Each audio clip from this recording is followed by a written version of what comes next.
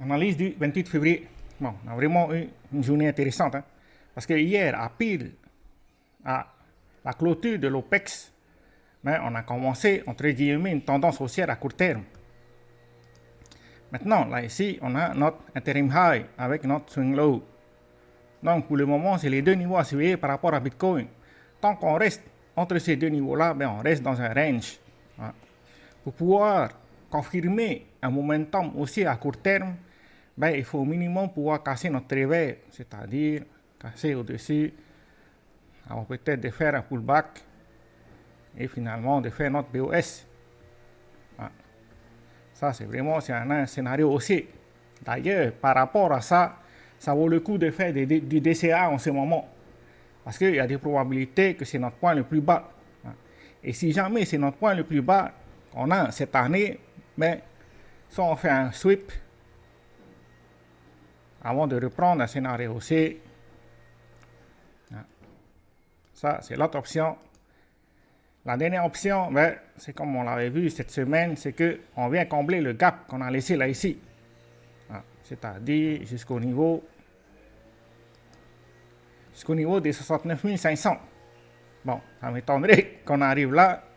Mais bon, on ne sait jamais, il vaut mieux prévoir. Comme ça, si jamais ça arrive, au moins on est prêt.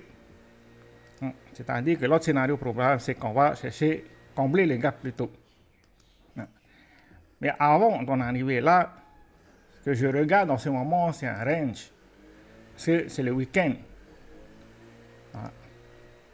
C'est-à-dire que si jamais on ne casse pas notre résistance, notre zone de résistance qu'on a en ce moment, d'ailleurs, là, on peut voir que le marché a du mal à casser ce niveau-là. Il faut s'attendre à ce qu'on reste dans cette zone. Probablement pour venir retester le point bas qu'on a aujourd'hui, consolider avant de reprendre un scénario. Si jamais c'est un scénario haussier.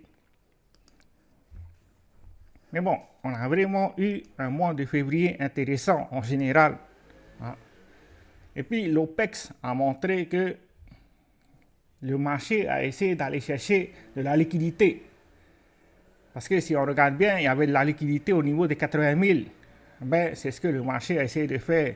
Ils ont essayé de venir attraper la liquidité au niveau des 80 000 avant de reprendre un scénario aussi à court terme. Parce que si on descend en 15 minutes, on peut voir qu'on a cassé notre MSB hier soir à ce niveau-là. Et l'OPEX était là ici.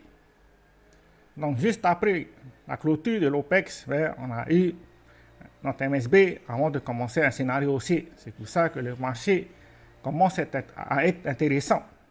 Maintenant, bien sûr, il faut absolument qu'on casse notre zone de résistance pour pouvoir confirmer notre structure haussière à court et moyen terme. Mais bon, si vous voulez faire du DCA, c'est le moment. Parce que si jamais c'est notre point le plus bas, au moins vous allez acheter en moyenne quand on commence une tendance haussière. Parce que si vous faites du DCA dans une tendance baissière, vous savez pas à quel niveau le marché va aller. Et si vous avez plus d'argent, alors là, le marché peut baisser.